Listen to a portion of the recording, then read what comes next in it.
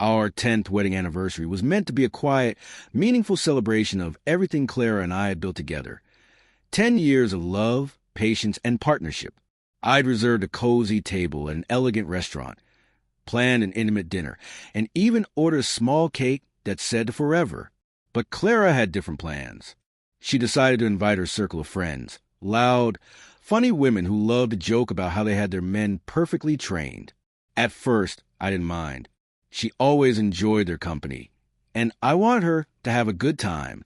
The evening began with laughter, clinking glasses, and playful banter about marriage. I stayed quiet, smiling, happy just to watch her laugh.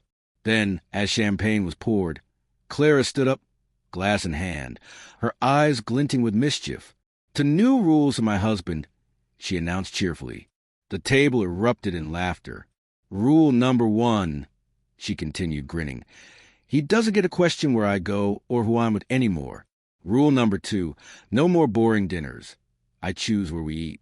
Her friends laughed harder, clapping and teasing. Then she delivered the final blow.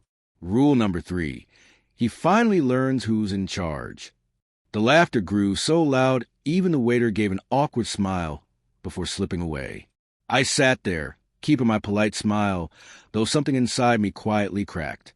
The woman who once blushed when I held her hand was now turning me into the evening's joke. One of her friends leaned close, whispered something, and Clara giggled, looking at me with that teasing expression that said, "Don't take it seriously, but I meant it."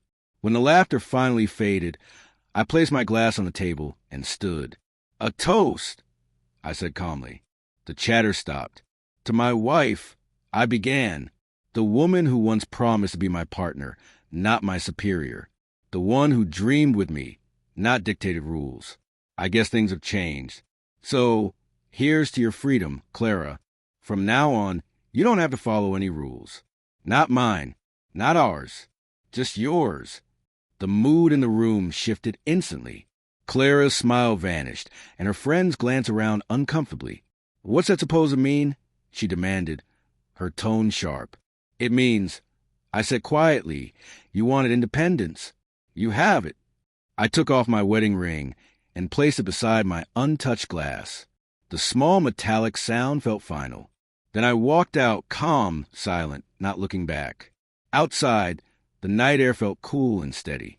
I drove home, packed a small bag, and left before dawn.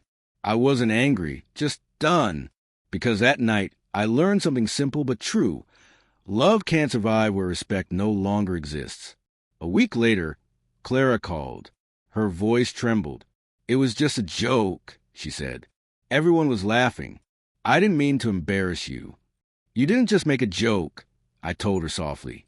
"You made a statement that I was someone to laugh at." There was a long silence before she whispered, "I never wanted to lose you." "You didn't lose me, Clara," I replied. "You let me go the moment you stopped treating me as your equal." Months passed. I buried myself in work, rebuilt my confidence, and slowly remembered who I was before I spent years trying to keep someone else happy. One evening, I ran into one of Clara's friends at a conference. She looked uneasy. "She's not doing well," she admitted. "She regrets what happened. She thought it was just harmless fun. But after you left, she realized what she'd lost." I only nodded. No anger, no triumph, just quiet closure. A year later, on what would have been our 11th anniversary, I received a letter from Clara. She wrote, "That night when you left, I finally understood the difference between being admired and being respected. I wanted to impress my friends, but I lost the one person who truly cared for me. I'm sorry." I folded the letter gently and smiled faintly. Love doesn't always end in bitterness. Sometimes it ends in understanding, just too late to repair what's been broken. That night, I poured myself a quiet drink and raised a small toast, not of anger or regret, but of growth and lessons learned. Because sometimes the strongest response to humiliation isn't revenge or rage. It's silence and the freedom that follows